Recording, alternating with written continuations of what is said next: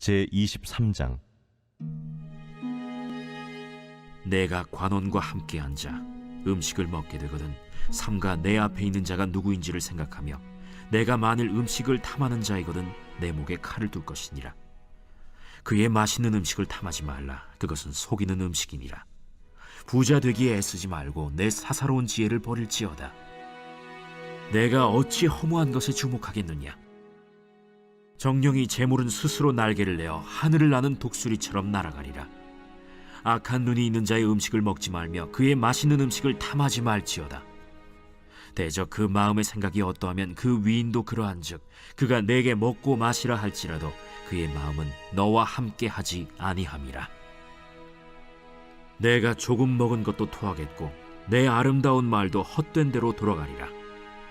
미련한 자의 귀에 말하지 말지니 이는 그가 내 지혜로운 말을 업신여길 것임이니라. 옛 지게석을 옮기지 말며 고아들의 밭을 침범하지 말지어다. 대저 그들의 구속자는 강하시니 그가 너를 대적하여 그들의 원한을 풀어주시리라.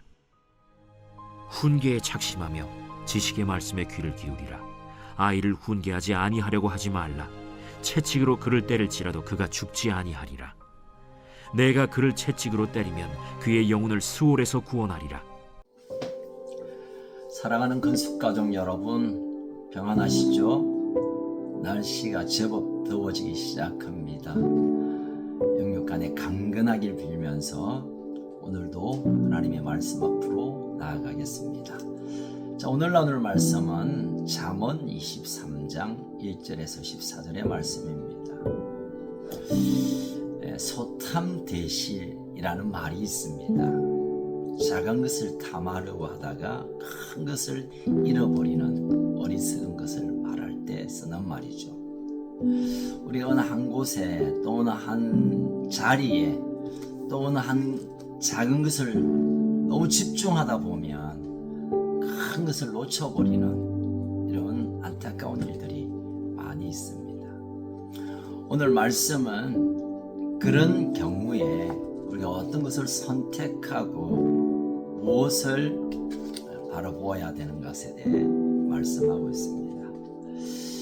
자, 1절에서 3절의 내용에 보면 관원들, 높은 지위를 가진 사람들의 식사 자리를 예를 들고 있습니다. 여러분, 높은 사람들의 식사는 뭔가 목적을 가진 어떤 의도를 가진 식사의 자리를 말합니다. 여러분, 식사 그 자체는 참 아름다운 교제의 자리이긴 하지만 그러나 그것보다 또 다른 꿍꿍이, 또 다른 어떤 의도가 있다면 우리가 잘 관찰해 보아야 할 것입니다. 눈앞에 보여지는 음식에 우리의 생각이 멈추어 버리면 그 식사 자리 뒤에 있는 의도를 보지 못하고 그러면 난처한 일이 있을 테니 조심하고 정신을 차리라고 권하고 있습니다. 이어서 6절에서 8절까지 보면 식사 자리 가운데 악한 자의 식사의 자리에 관해 또 말씀하고 있습니다. 여러분, 악한 자와의 식사와의 자리는 그냥 나쁜 사람하고 밥 먹는 이 정도가 아니라 숨은 의도, 난처한 것을 우리에게 숨기는 그런 자리를 의미합니다. 오늘 성경은 말합니다. 피하는 것이 가장 지혜로운 일. 악한 자, 나쁜 의도, 무슨 속이려고 하는 그 자리를 알 수 있다면 피하고 그 자리뿐만 아니라 그 사람을 피하는 것이 지혜로운 자라고 지혜로운 선택이라고 오늘 성경은 말하고 있습니다. 여러분, 세상은 자신의 유익을 취하기 위하여 수단과 방법을 가리지 않고 사람을 만나고 자리를 베풀고 또 제안합니다. 여러분, 거저 주는 것이라고 거저 받으면 나중에 크게 토해내는 이런 정말 사기와 같은 일들이 얼마나 많은지 몰라요. 요즘도 그러하지만 예전에도 그랬나 봅니다. 솔로몬이 그런 경험을 했나 봅니다. 그래서 악한 자의 의도에 속지 말고 아무리 맛있는 음식이 있다 하더라도 이 뒷면에 숨겨져 있는 불의함을 놓치지 말라라고 권하고 있는 것입니다. 자, 9절 이후에 보면 미련한 자와 말을 나누는 것, 이게 참 피곤한 일임을 말합니다. 이런 미련한 사람을 붙들고 무언가를 기대하면서 설득하고 약속하는 것, 이것이 결코 유익하지 않다고 오늘 성경이 말하고 있습니다. 할 수 있다면 지혜로운 자와 만나 의논하고 마음을 나누고 뜻을 구하고 도모하라고 오늘 성경이 말합니다. 여러분, 나는 좋은 뜻으로 말했는데, 나는 이 사람을 믿고 결정했는데 나중에 내가 원하지 않는 결과를 맺을 때, 야, 그 사람 그럴 수 있나? 라고 우리가 이 문제를 해결하려 하는 것은 그 자체가 미련한 것입니다. 깊고 중요하고 가치 있고 진리는 지혜로운 자와 나눔, 또 나의 지혜가 부족하다면 지혜로운 자를 통하여 공급받는 이 일을 우리가 선택해야 할 줄로 압니다. 자기 욕심을 위한 의도를 가지고 누군가를 만날 뿐만 아니라 또 자기의 욕심을 확장시키려고 하는 그 모든 계획들이 하나님이 보고 계신다는 사실을 기억해야 합니다. 오늘 본문 10절에 보니까 옛 지게석을 옮기지 말고 고아들의 밭을 침범하지 말라. 이 지게석이란 것은 땅의 경계를 표시하는 돌입니다.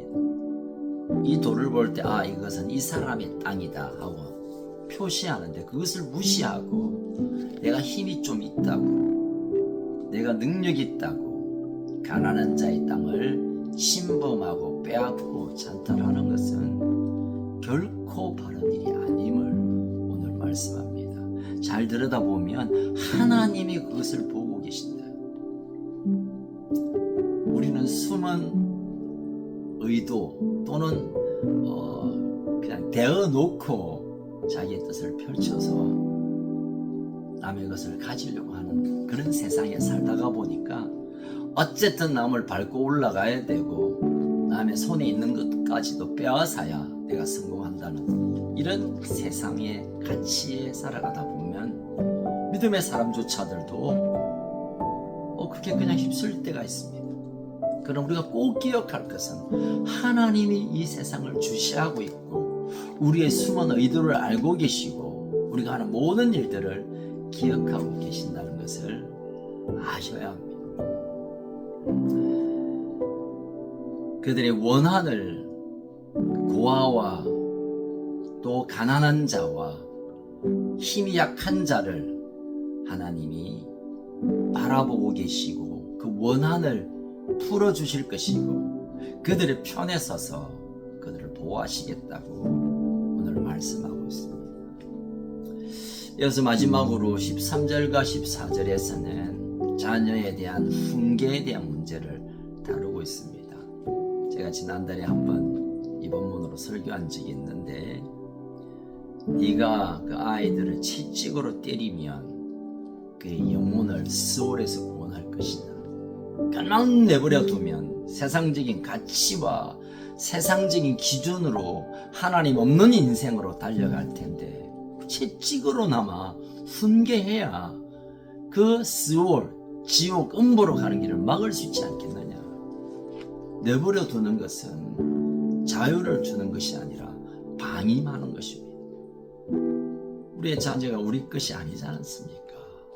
하나님께서 맡겨서 하나님이 원하시는 대로 양육해야 할 의무를 가지고 있다면 때때로 그 뜻을 위반하고 넘어가는 선을 넘는 일에 관해 훈계하고 사랑으로 양육하여 그 자녀들을 구원하는 것, 우리 부모 세대에게 주신 큰 사명이라고 오늘 성경이 말씀하고 있습니다.